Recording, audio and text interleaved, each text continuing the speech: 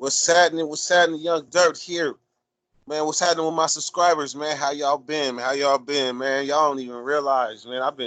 It's been a rough holidays, but I've been hanging. I've been coming with this content. But much further ado, I know y'all been waiting for Dirtyweather 916 and Nate Dogg 916 to link up. I know y'all been waiting. Just like I know y'all been waiting to see Nate Dogg hit the blunt. Yeah, I know. No, I just playing. Hey, but yeah, man. We we talked about bonds earlier, but now I kind of want to get into Cellies. But before we get into Sure. Cellies, and Nate Dogg, please introduce yourself and let them know who What's you up? is. What's up? What's popping? Y'all know what it is. It's Nate Dogg 916 tuning in from Dirty Weather 916, man. Happy to be here, brother. Thanks for having me back. Appreciate it. So I know that over the years, I know we've had a lot of different Cellies, Sir. but people they don't often realize like the mark that Cellies leave on other Cellies. They Right. don't understand that. Your Celly really plays a part in your upbringing. Like if you were a kid when you came into prison, it's just like when you was a baby on the streets. Whoever was teaching you when you was young, they're gonna affect the outcome of who you are. So Right. so what happened is I had a Celly. Like in my videos, I used to refer to him as the emotional ass Celly, right? Mm. But I didn't realize the psychological damage that he had done to me, right? Okay. So picture this. I came straight off the bus from R&R. First they put me in the cell with the homie Pine and for one day. Then they put me in the cell with a guy from Six Deuce Diamond Crib from Fresno for one day to get me into the building with the homies. Then they moved me in the cell with the emotional ass Celly, right? Now I don't know nothing about prison. I don't know nothing. And Right. so everything I get is coming from him. So the first thing that didn't feel right was I got a package, right? My family sent me a package, right? And we had just been on lockdown, and he was like, "Man, when you with a celly, like you supposed to get your package come, you supposed to get your celly like a little bit of your, look out for him." Like I'm like, look out for him. Like, yeah, I'll give you a couple candy bars or something. He was like, no, man, this is how we do it. So then, but I'm looking up to him like a big brother, right? Right. That's what I'm thinking in my mind. And at the same time, we didn't pushed up and we didn't been in some violent situations together, Right. right? What I didn't know about him is that he came from High Desert where he had got stabbed in the head. So he had a complex. He had a complex where he was like, I'm not gonna be another person's victim, right? Right. Do I know Right. this? Oh, You probably yes, you probably do. You okay. probably do. His name is Chaos. Yeah, I said it, Chaos. I didn't say from where though. But anyhow, we'll talk about that part later. Yeah, yep. Oh, yeah, yeah, yeah, yeah, yeah, yeah. Right. So when I hit the line, man, he on swole. He on swole. I'm a little scrawny dude. So he got me in there. I'm getting my muscles up and things. I'm getting all that military boot camp training. And they wonder like, Dirk, why did you always have them knives between your yeeks, right? That's because that's what he taught me. That's what he taught me. I took as normal. I Right. took that as normal. So I felt it was normal for me to have a knife between my cheeks, going to the MTA, going, man, I didn't play, you already know protocol. If you playing basketball, you got to take the knife out the yeeks, wrap them in your little shirt or whatever, put them off to the side and go play Right. basketball. Go to chow hall with the knife. I thought that was normal because of what he taught me. So what happened is I was just about to turn level 3, right? I was so caught up in being a violent individual that it took me all this time to finally get down to a level 3. And emotional ass Sally told me, man, when you get to a level 3, man, you won't make it, man. You won't make it. I'm telling you. You better off staying here, bro. You're better off staying here, right? Oh, he already sad that I'm leaving because this motherfucker called me his protege. That's where I didn't peep that the brainwash stuff was going on. Because remember, I'm 18 years old. So he calling me protege. And the homies is like, blood, nigga, you're not this nigga's protege. Stop letting that nigga say that shit. But I was young, I didn't know, right? So then what happened is I ended up getting the opportunity to move away from him because they did the triple CMS and he was in the triple CMS and they was like, you want to stay? Thought I was gonna fight to stay. Then I got after 2 years of that, I was about that motherfucker hella fast, right? But we're talking about the imprint that Cellies put on you. Yeah. Because he was so violent, it took 8.5 years to finally for me to get back to a level 3 because I caught an attempted murder 2 months after leaving the cell with him. I caught an attempted murder, and I was one, and for some reason, violence became such a normal part of me, and I had to realize like I was violent before I went to prison, but this was a whole new environment. Normally, a person sits and observes and everything. I jumped in. So within 2 months, I was already punching on somebody, not even knowing how things really went. I got a warped sense of view. And I wish that I could go back and program, and I would have been a level 3, then a level 2 and a 1, and maybe a ranch and got the fuck up out a whole lot sooner. But because of that imprint of that celly, it fucked me up psychological to where if I ever ran across or seen that type of situation going on in a cell, I used to get a complex. I had a complex about that. Well, that's some bullshit. Okay. And just to keep going on the point you just said, right? Like I had a lasting imprint left in me was something that happened that made me stop selling up with cats that wasn't from up north, right? You know, because the way we think up here, honestly, it's whether you from Sac or from the Bay or whatever, we close to how we think. The Bay and Sac are closer than Sacramento and LA. The LA homies think different than us. No disrespect, salute to my LA homies. We just think different. Y'all know to get down. If you know me, you know me. You know what I mean. You know, it's still Wolf, still the homies, but we think different, bro. But it's the upbringing. It's different, you know. But I had a celly. That was he was from Bounty Hunter. I ain't gonna say his name, but he was from Bounty Hunter, right? He was from Bellhaven Bounty Hunter. From that, the house is outside the projects, right? Hey man, his name don't start with an R, does it? Nah. Okay, no. Okay. It start with a B, but you know, I ain't gonna put his name out there. But his nickname start with a B. I'll tell you after we finish the video. But I think your celly you was talking about, I think he was my celly before. Yeah. If he was from Sac, he was from my celly. If he was from LA, I was in High Desert with him.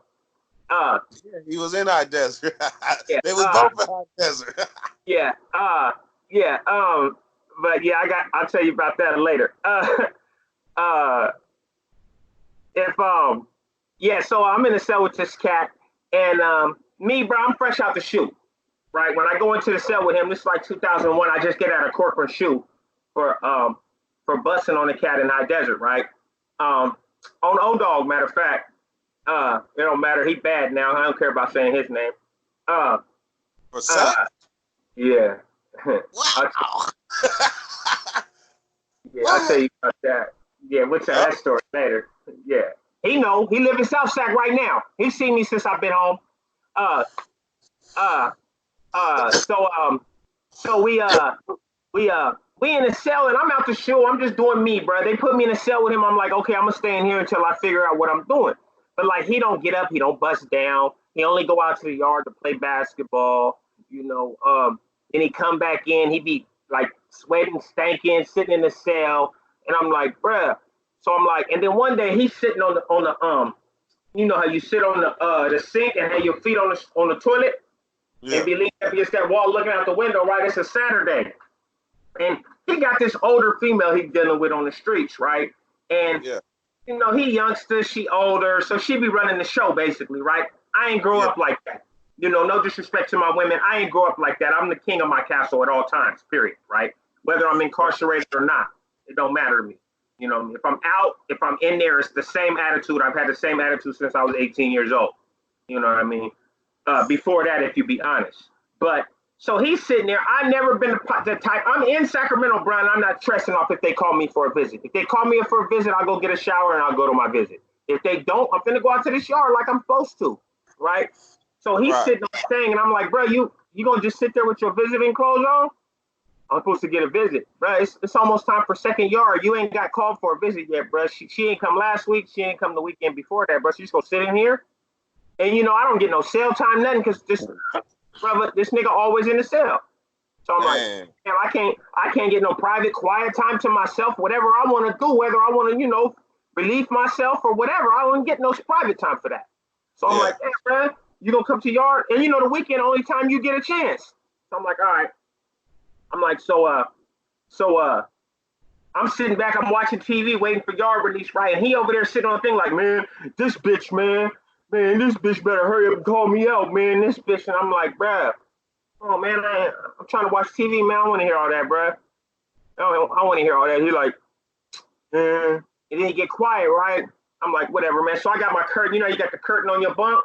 I got my curtain pulled to right here, and then I got my back curtain pulled all the way, so I ain't gotta see that nigga, right? So I'm just watching my TV, and he like, man, fuck, man. I like, bruh, hey, I'm tired of hearing about that bitch, dog. And the nigga say to me with a straight face, dog, don't call my girl no bitch. Wait a minute. Hold on. Time out. Flag on the play, bro. You just sat there, and I'm trying to be cool, right? I'm like, nigga, you just sat there for the last 45 minutes talking about how many bum bitches she is and how much she better bring her motherfucking punk bitch ass up here. And I say, bitch, one time you got an attitude? Nigga, shut up talking to me, nigga. That's what you do, nigga. Yeah, straight up. Shut up talking to me, nigga. I don't want to talk about this shit no more, nigga, period, nigga. And then so I sit back, nigga, and I put my headphones on, right? Why he come off the toilet, dog, with the fake ass haymaker and try to snake me?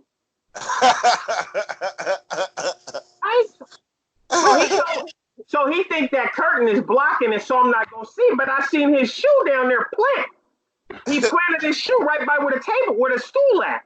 Like, the plant didn't try to come with it. So I seen it, I back up, and he knocked it. I had the headphones, the clear call CL20s. Yeah, I got them on my head. Yeah. He hit the headphone, right? And he nicked my ear, right? And hit that, and then I just body him and picked him up and slammed him on his face right by the door. And the doors got this, at this time, they got like this much space in new Folsom doors. Bro, I'm literally trying to kick this nigga head under the door, dog. Like, how dare you? Like, I would have fed you, dog. I done kicked it in here with you. We done fought on the yard together on incidents and stuff already. And because I said the word bitch, you gonna try to snake me? At least give me a fair one. You gonna try to snake me? Okay, if you did that, I'll give you a fair one and we'd be cool. You try to snake me? Okay. So, then I beat him up. His homeboy's a tier runner, his OG from his neighborhood, come to the door. Hey, what's up, man? Ain't nothing up, nigga. And I'm fresh out the shoe. I don't care. I'm from Sacramento. It's whatever, nigga. Get the dough rack, nigga, if you mad, nigga. You know what I mean? And he was, the homie Tarashi and them, they was there. You know what I mean? They was on the tier. So they hear about it to him, DH. They all hear about it. They like, hey, tell bruh don't even trip. Just tell that nigga to move out. So he moved out, and the homie from Sac came in. And I'm like, from that day forward, right, I was like, from now on, if they not from up north, I'm not selling up with them, man. I'm not selling up. Because that's like if it's a homie from the Bay, and I call a female a bitch, call this girl a bitch, then they ain't tripping, man. That's not your wife. It's just a bitch. You just sitting there talking about how many bitches she is. You're not going to feel disrespected if I say it. Or if anything, a nigga be like, all right, bro, hey, come on, man, don't call my girl no bitch, dog. So what's the furthest down south you been? Like the furthest south? Centinela. Yeah. Okay, so I was in Calipat. I think they was on. I think they was damn near the same algorithm a little bit. Yeah, they like almost catty corner from each other. Yeah. They both hiding. They both hiding the bitch.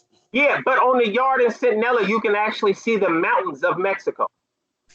Oh. Like off in the distance, the mountains that we can see are Mexico. That's how close we are to that border. Okay, so we close to like, I don't know. See, Arizona, we close. Calipat was close to the Arizona border. Yeah. You're close to the Arizona border. We're down at the corner at the bottom. You know what I mean? So when I got to Calipat, my first cellie was from he was from Belhaven. Oh, okay. From Bonnie Hunter, Belhaven, right? And me and him we had been in another prison together. So we was kind of bonded by certain situations and things because we was all young bloods on this yard. So that was my partner. We was good. Hey, let's show our viewer. Hey, let's show our viewers something real quick, right? Yeah. So that's the bottom of California right there. And Yep. you can see Centinela and Calipad right there next to each other. And on top of each other. Yeah, you see Centinela's right there at the bottom. Yep. Centinela's the farthest you can go at the corner down there. That's the farthest you can get away. Yep. Yeah. So go ahead about your Celly. Oh. So I remember we had a conversation about Crips, right? Right. Crips in Sacramento. Yeah. And I have to let him know he did not like it. I said, man, look, if a Crip comes to this yard and he represent 916, like he's not no NC, he represents 916. Right. I got to have his back.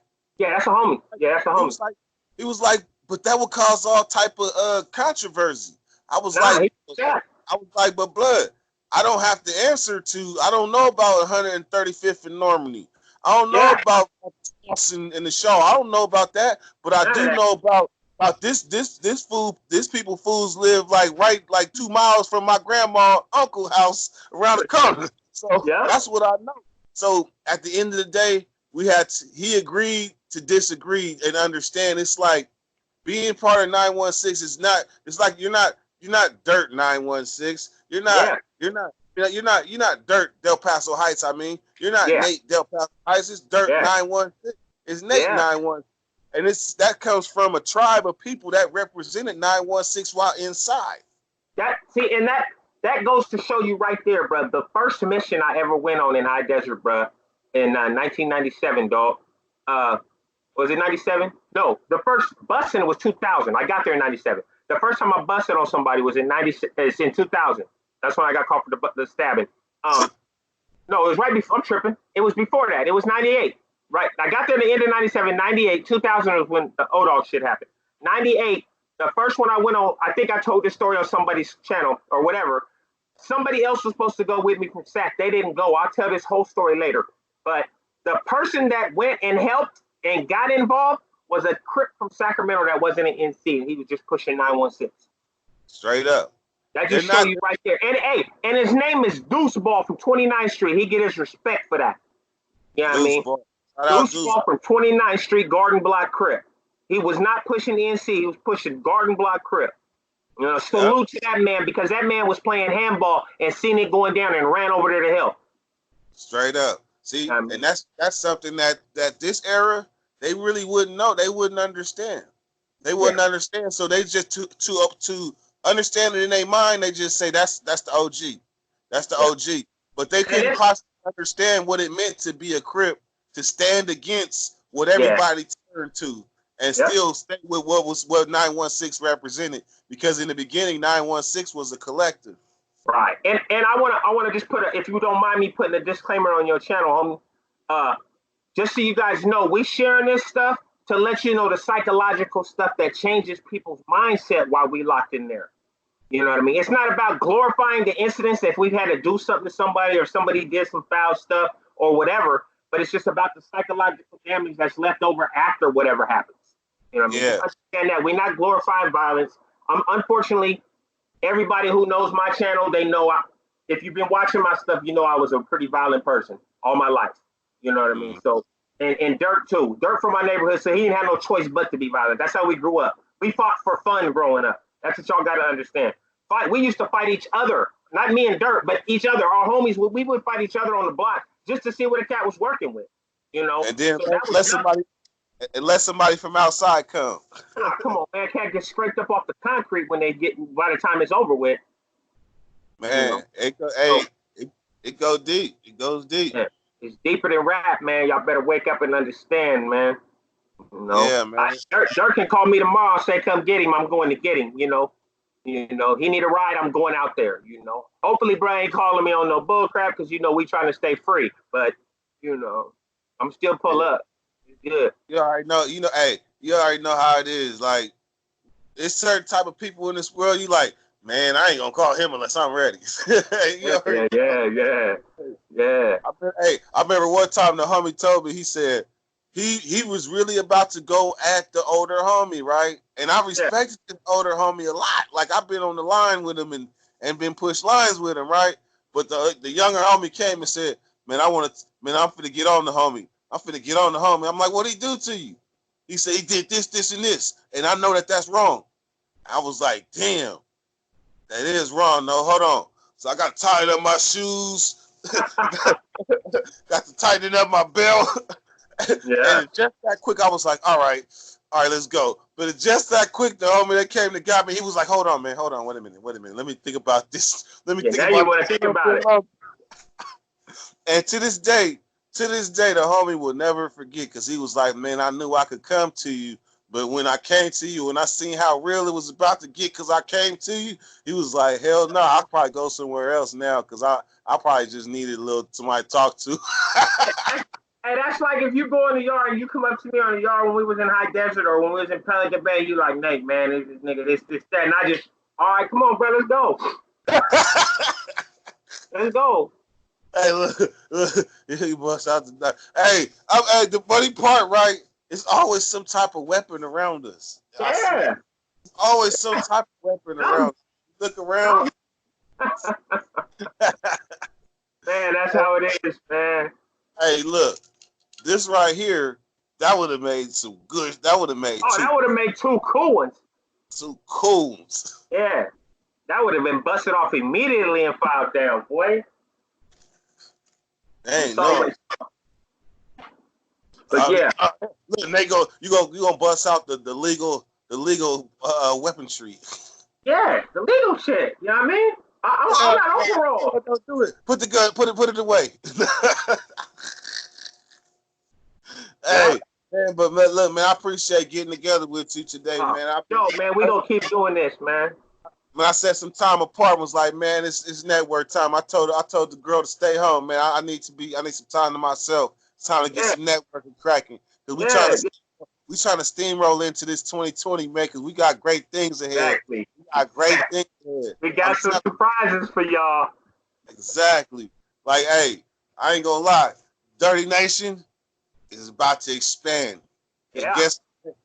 And Nate Dogg 916 is truly about to expand. I know it's about to blow. We ain't gonna stop until it's stopped. 2020. Even when we not working, best believe we working. Believe it. Straight up. All right, man. Dirtyweather. All right. Yeah.